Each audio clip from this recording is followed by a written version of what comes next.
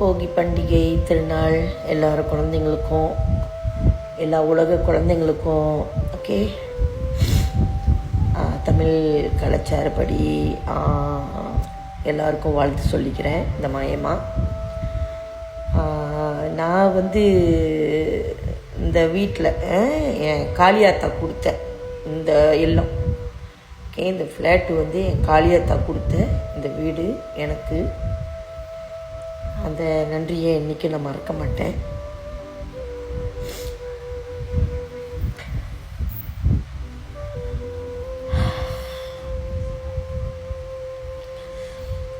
இருபது வருஷம் ஆச்சு சேவை விடாருனாலும் அமைதியான தூக்கங்கள்,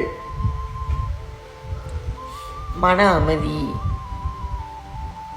சாப்பாடு உங்கள் மூலியமாக எனக்கு குறை இல்லை. கடவுள் பல மாதிரி சோதிச்சாலும் நம்மளை கைவிட மாட்டார். என்னால் முடிஞ்சது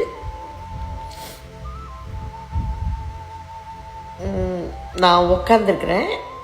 நான் காட்டுறேன் பாருங்க. நான் உட்காந்த இடத்துலேருந்து நான் ஜூம் பண்ணியிருக்கேன். இவங்க தான் எனக்கு உலகமி. வேறு யாரும் என்ன நினச்சா நினைக்கிட்டோம். உலகமி இவங்க தான் எனக்கு.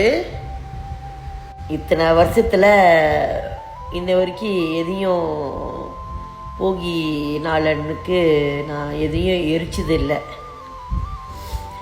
நான் அப்படி எரிக்கணும்னா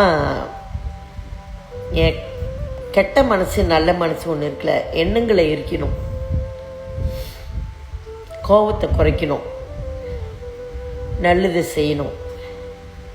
கெட்டது செஞ்சாலும் அது நல்லது இருக்கணும். அப்படி நினச்சி நான் எதையுமே எரிக்க மாட்டேன்.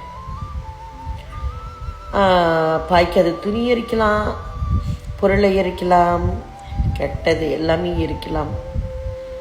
நம்ம மனசை எப்போ எரிக்கிறது அதை நான் யோசித்தேன். காலையில் நானும் என் தங்கச்சியும் அதை டிஸ்கஸ் பண்ணோம். எங்கள் ஃபேமிலியிலேயே அந்த பழக்கமே இல்லை. எங்கள் அம்மாவே சொல்லுவாங்க, ஆதிலேருந்து இப்போ வரைக்கும் எங்கள் அம்மாவுக்கு 68 வயசு ஆச்சு சொல்லுவாங்க, அப்போலேருந்து இப்போ வரைக்கும் எப்போ பிள்ளை எரித்தோம் அப்படின்னு.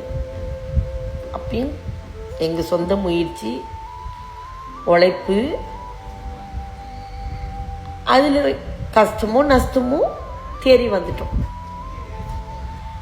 அது தமிழ் கலாச்சாரத்தில் ஆதியிலேருந்து இப்போ வரைக்கும் சம்பிரதாயம் இருக்கிறது. ஆனால் நான் அதை செய்யலை. கடவுள் எனக்கு பலத்தையும் கொடுத்துருக்காரு, கஷ்டத்தையும் வழி தாங்க பலம் கொடுத்துருக்காரு. ஓகே, மனம் பலம் கொடுத்துருக்காரு, வழிகள் பலம் எனக்கு கொடுத்துருக்காரு, எல்லாமே கொடுத்துருக்காரு. அதே போல் என்னை சுற்றி லட்சக்கணக்கு என் குழந்தைங்க மன தைரியம், நோய் வந்தாலும் சரி, கஷ்டத்தில் விழுந்தாலும் சரி, எதையும் சாப்பாடு இல்லாட்டி கூட ஒரு நாள் பட்டினியாக இருந்தாலும் சரி, அந்த வழிகளை கற்றுக்க முயற்சி பண்ணணும் அப்படின்ட்டு நான் வேண்டிக்கிறேன். இன்னைக்கு நல்லா இருப்போம், நாளைக்கு நல்லா இருக்க மாட்டோம்.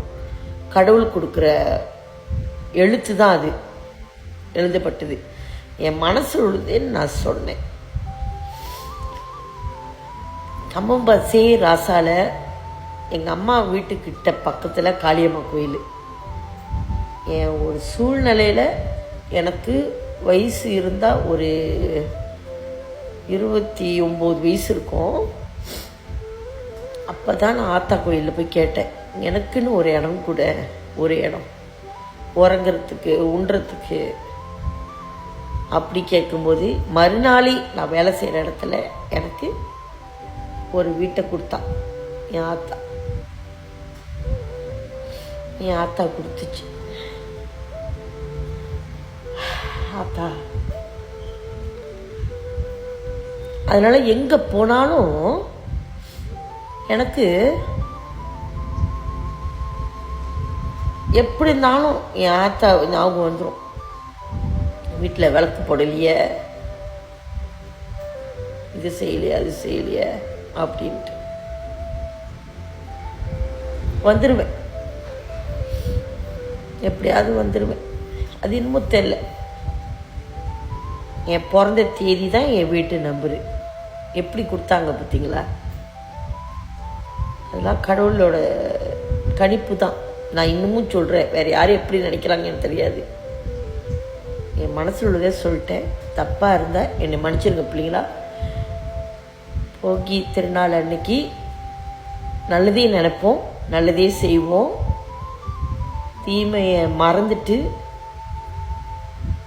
நல்வழி பார்த்து நடப்போடுவோம் இந்த 2026. சரியா பிள்ளைங்களா? God bless you.